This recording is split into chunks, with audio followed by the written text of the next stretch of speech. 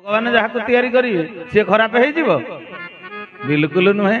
तेरे तुलसीदास गोस्वामी कहले कहले जब जब होई धर्म के हानि बढ़ई असुर अधम अभिमानी।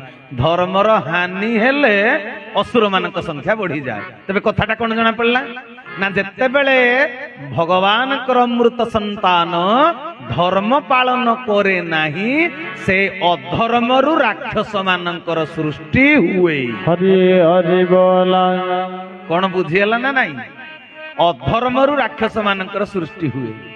कश्यप ऋषि को बाध्य कले संध्या समय रे अबेल रे असंगति कार्य करिया पई तांको स्त्री किए दीप्ति। कश्यप ऋषिंकर अनेक जन अछंती राणी अनेक जन स्त्री थिले नहीं।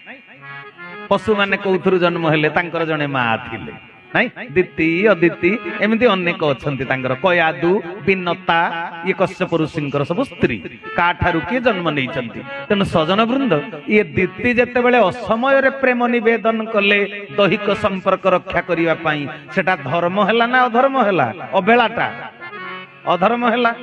तेनु दितिंक गर्भरु जन्म नेले राक्षस गण हरि हरि बोला दैत्य गण। तेबे आज भी धरा पृष्ठ रे राक्षस माने जन्म हबार कारण कौन